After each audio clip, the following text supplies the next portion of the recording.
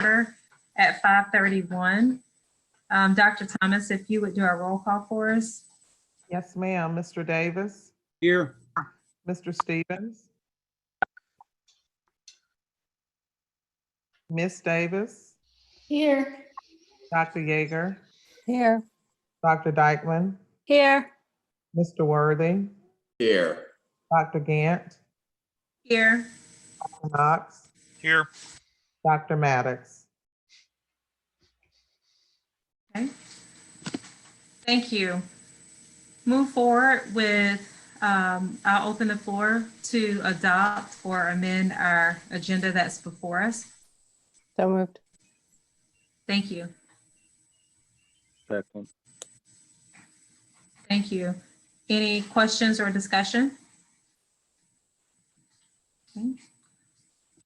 All right, all in favor, we'll sort of try this abbreviated version. All in favor, if you would say aye of adopting the agenda. Aye. Aye. Okay, all opposed, if you would say aye. And any abstaining, if you would say aye. All right, so we will move forward with our current agenda that we have before us. Item number 3 is our budget discussion.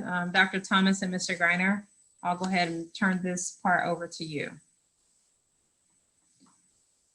Thank you, Dr. Gant, and I will actually turn it over to Mr. Greiner, and then we can.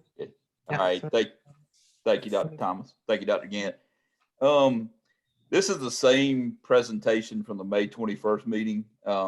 So, I mean, I can go through it again. I think it's more if we had any community members that were on the Zoom call.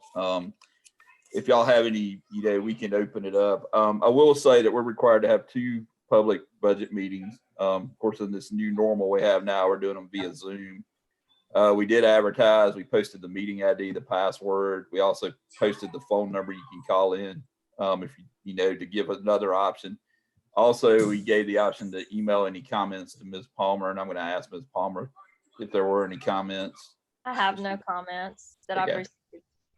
I can go through the presentation. I can give you kind of the couple things that we know that are a little different from when we presented this that will be presented in the final budget. I thought that might be a good opportunity to do that. Of course, once we present the final budget, you'll have an update of anything that's changed from May 21st, but there have been a couple things that have, are still not finalized, but are kind of percolating, I guess is the right word. The governor did come out with an updated, he went back to all the state agencies and said, let's do an 11% cut instead of a 14% cut. So we still don't know if that 11% is going to hold, but that's about $2.2 million in additional revenue that we would see that we thought we would not see. So that's huge. You remember where we were, Lisa, if you get the very next to last slide, I'm sorry. It's got what we thought we were going to have to take out of fund, but yep, go back up there. Perfect. Thank you. We were thinking we were going to take $4.5 million. So if you factor in that 2.2, it's about 2.3 million decrease in fund balance if that 11% holds. So that's huge. That would put us up over 17% as a percentage. Again, maintaining some of our fund balance, because really I think FY22 we're going to kind of be hopefully not as bad as bad a cut as we're looking at now, but we just don't know. So I think we need to maintain as much fund balance as possible. The other thing that's changed, I know there was a lot of discussion about the CARES Act with the private school proportionate share. What the Department of Education in Georgia has proposed, this won't be voted on to July. So again, it's subject to change. Our initial allocation, the state withheld some of that allocation that they received from the U.S. Department of Education, kind of as a contingency fund at the state level in case there was a second wave where they needed to put money into school districts. I think it was just more to have again as a contingency. What they have decided to do at the State Department of Education is to fund that private school proportionate share for every district. That's the proposal that's on the table.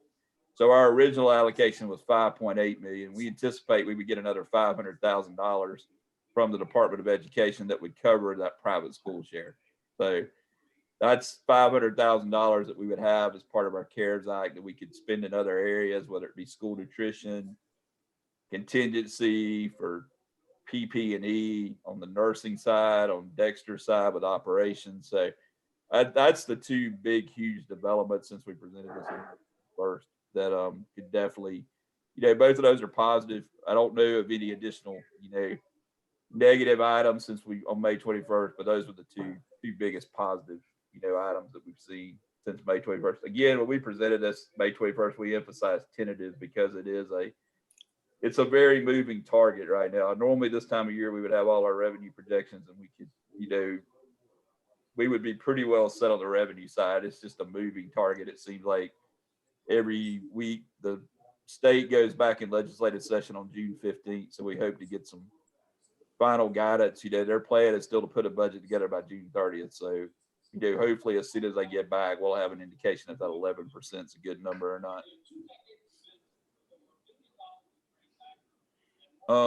Dr. Thomas, did you want me to get, or Dr. Gant, go through the presentation again since it's the same presentation, or just see if there's any discussion items, or I'm willing to do whatever. I'm pleasure of the board.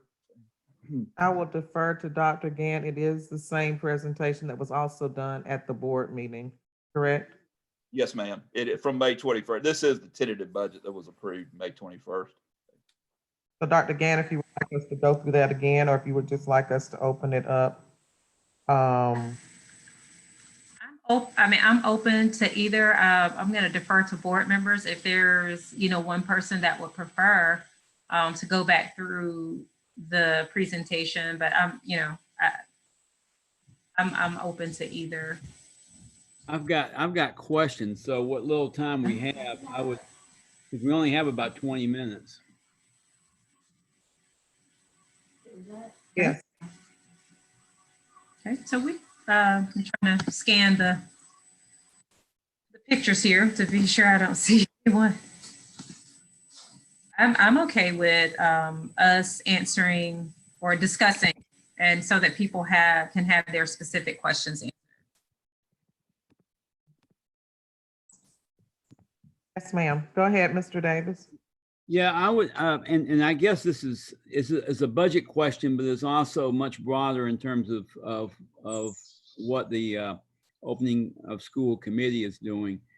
But is there money in the budget, and perhaps with this additional 500,000 that we weren't expecting, plus hopefully going from 14% to 11% cut, extra dollars to do things like put shields on the back of school buses, and is that something that's even realistic at this late date? I mean, are there, I know we talked about there being shields established at the front desks of schools, but I just don't know if first off, if some of this money can be used as a contingency for these big ticket items that we may need to do in terms of social distancing, literally changes in structures, not just personal equipment and that type of thing, but also in terms of, I'm particularly concerned about the buses.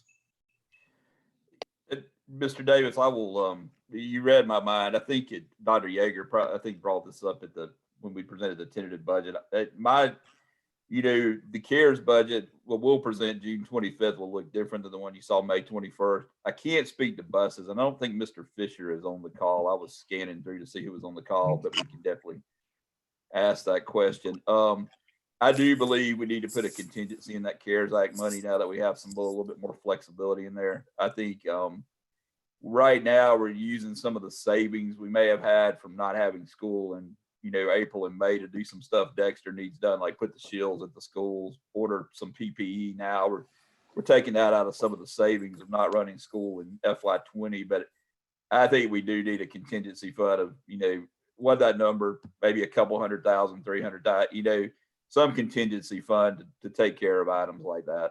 So I do feel like I was kind of leaning that way before we even found out about the not having to do the private school proportionate share of the proposal there. I felt like just based on conversations y'all had at the tentative budget approval, that was something we would need to look at doing. So, but I don't know, Dr. Thomas may can address the buses, but I haven't heard I know Mr. Fisher's knee deep in, all the areas of operations. So, but I haven't heard specifically about buses. I just called Mr. Fisher. I do know that they have already put up shields at all of the front desk and other reception areas.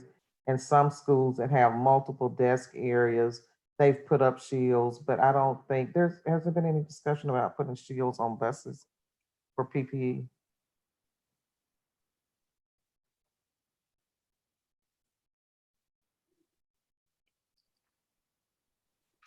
I'm gonna see if Mr. Fisher can join us, but they've started some discussions, but there hasn't been a definitive establishment of need for that yet, Mr. Davis.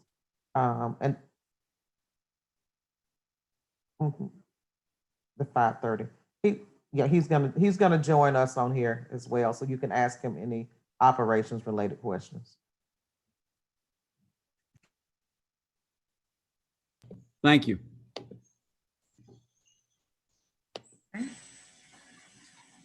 Dr. Knox, so while we're waiting on Mr. Fisher, Yes, I have 4 questions, and so I'll just stop when Mr. Fisher arrives. But know that I have 4. I want to get through them all.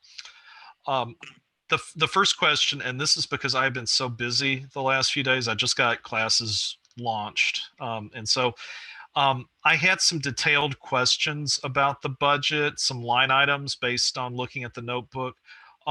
Did I miss answers, or are those still in process? I'm not complaining. I've just been overwhelmed. Yes, sir. Most of those have been answered, but I had to send some to Mr.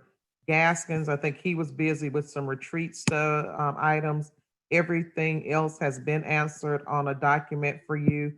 And I actually sent that to him today, so we should have it by the end of today. But the other items have been, everyone has completed the other items. That was number 1. Mhm.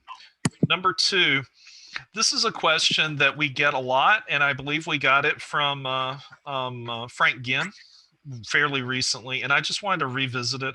We're often asked, how much does it cost to educate a typical student in the Clark County School District? And there's, I know that's a hard question to answer, but sometimes we do allude to things like that. So I'm just interested in what our ballpark estimate would be if we're asked by somebody in the public. So that's actually a question I've been asking since 2012. Still Yes. don't have an answer.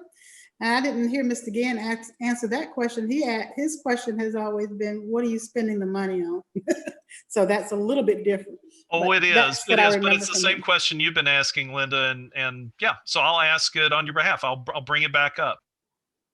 Yep. And we can definitely, there's the standard answer is always what's the per pupil cost, but I think you got to dig into that number a little bit deeper. I mean, you can go to the Department of Education's website. It runs a year behind on the financial data, but you can go out there and get that number. But I think you got to be careful what's included in that number, because we have so many funds, and then you get general fund plus the federal fund, since we receive roughly about $7.5 million in Title I funding plus our special ed funding.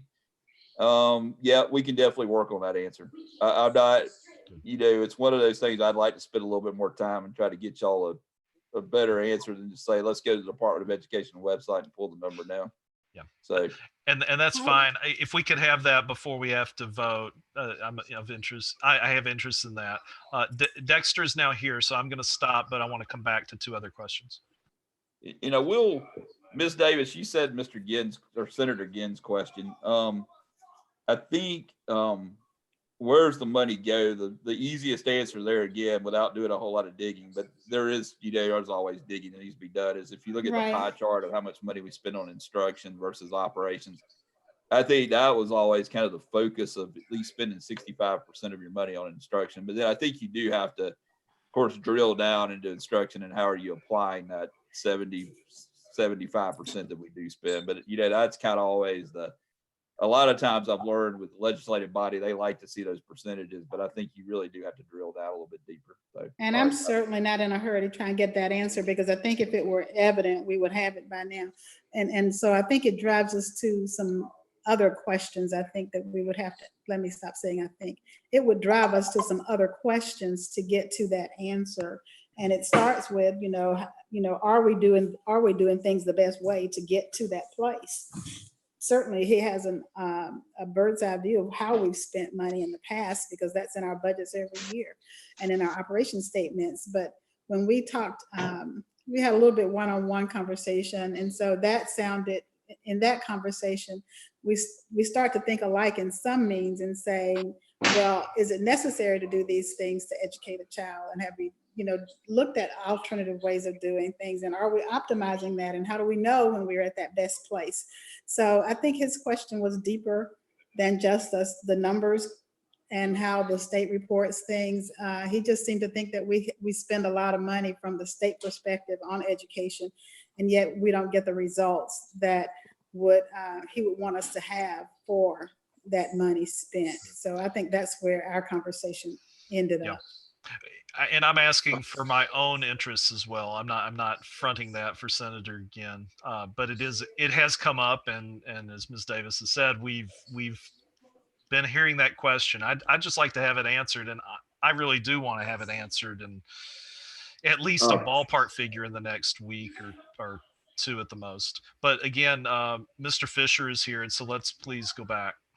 John, before we leave that, Chris, can you hear me, Chris? Yes, sir, Mr. Worthy. You mentioned the Department of Education website. Yes, now, sir. The last time I was on that website, in terms of the amount of money we were spending per student, and it's still on there, but I hadn't been on there in a while, but it was somewhere between $10,000 and $11,000 per student. But however, That's what I saw the last time I was there. Yeah, it's something, well, it's almost like a moving target. But anyway, the last time I looked at it, that's where we were, what we were spending per student. Yes. Yep. Yeah, and I pulled up I was just looking at the department, and they changed the format, so I'm trying to find it again. But yeah, I was looking for that number actually, because they changed the layout a couple of years ago and started reporting it a little bit differently. Like Mr. Reiner said, it's really hard when children get such varied levels of service to figure out how much we're spending on, a typical student, when you have all the federal money that we get plus the special ed money, and most of that is going toward, the special ed money is all going toward 1,500 students, and so that gets spread out over all of ours to calculate that per pupil cost. It's going to be quite a challenge for Mr. Reiner. I think so too, but I'm anxious to see it, whatever we get it. It's a moving target. I will try. Yeah. Thank you.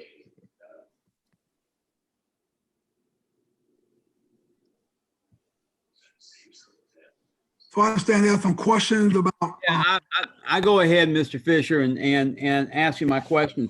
Like everybody, I've been thinking about, where are weak points in terms of when we open school up again, social distancing, being kind of like my biggest concern, because it's the one that seems to really make most of the difference in terms of limiting the spread of the virus. Certainly masks help and that type of thing, but in terms of maintaining social distance along with washing the hands. And so I've like everyone, I've been thinking about where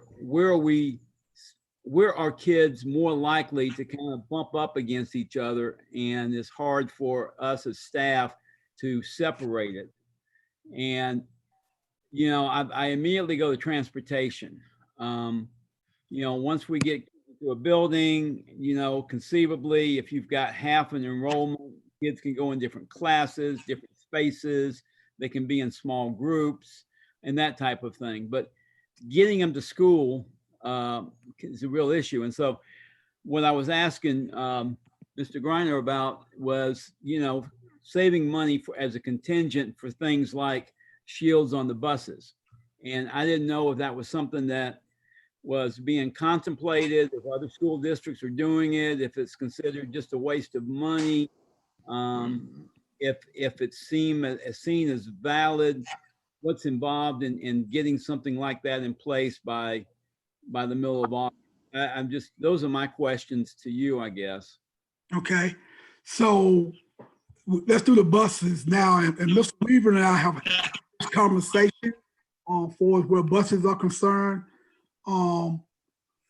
He's been talking to his colleagues around the state and around the country because of federal regulation pertaining to buses.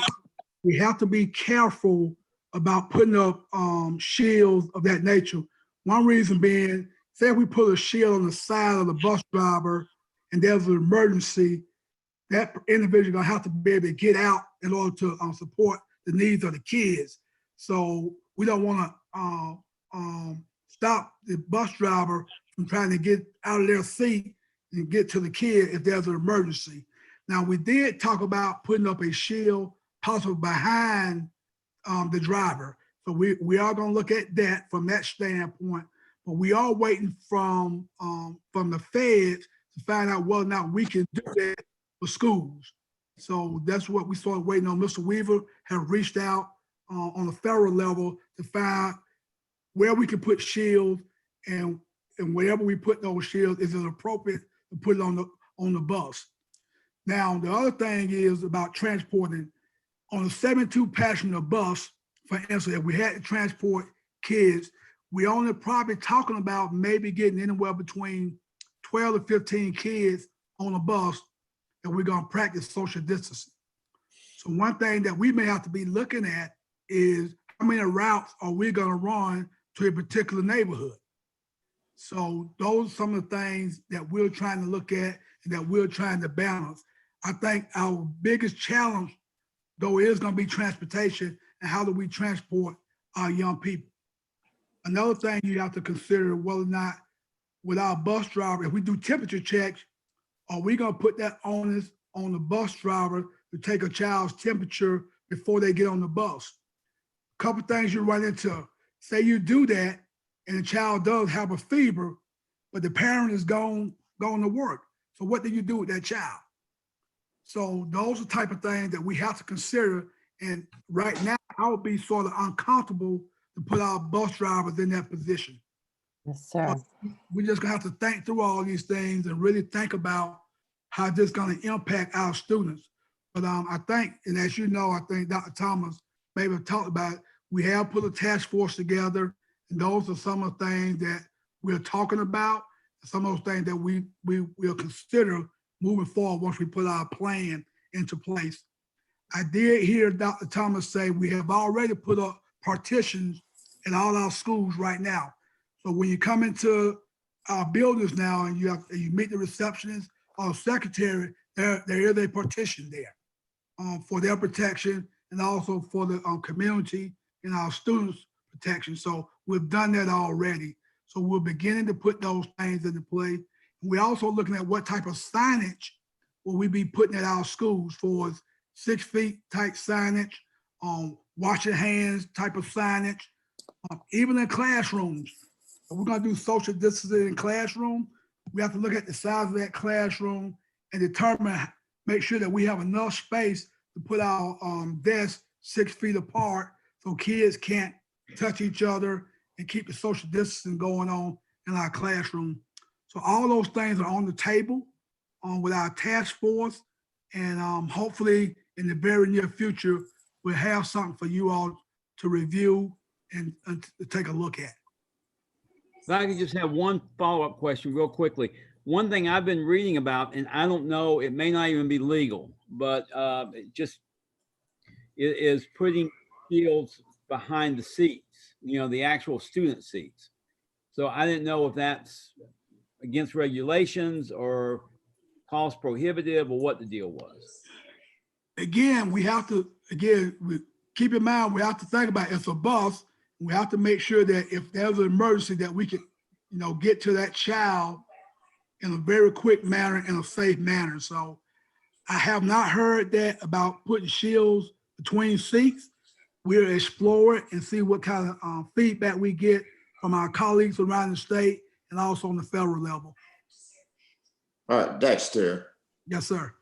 I want to chime in, and I think I'm correct on this. You can check. Some years ago, maybe not in the state of Georgia, well, maybe in the state of Georgia, but not in Clark County, and all perhaps across this country, shields were put behind bus drivers. And the Right. reason for that, kids were tossing things. And when that happens, you're going to distract the bus driver, and accidents can happen. But anyway, you may want to check on that because I'm almost certain that that happened in the state of Georgia and also across this country. Yes, sir. We will take a look at putting shields behind the bus driver. So that would be one of the things. If anything, that would be our best case scenario, put the shield behind the bus driver and not on the side of the bus driver.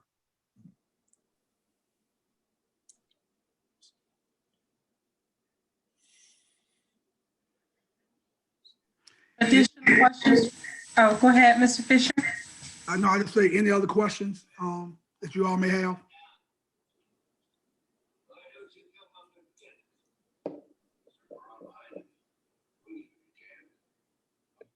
John's got two more, so.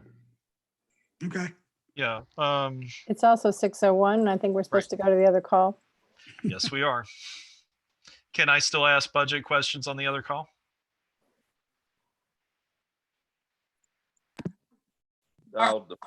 Yeah, I mean, Mr. Pruitt, is that what the school? Sure, that's fine. Again, these are, the legal requirement is that these are public hearings for the public to come listen to you, ask you questions. Since there's no member of the public here, you can ask budget and millage rate are intricately linked. You can discuss those among yourselves any way you'd like. Okay. So, Dr. Knott, so you want to save those questions for the next meeting, or would you? I guess so. Yeah, that's the way we need to do it. Okay. Motion that we adjourn. Okay. Second. All right. All in favor? Aye. Aye. Aye. Any opposed? Abstain? Okay. See you in a minute. 59.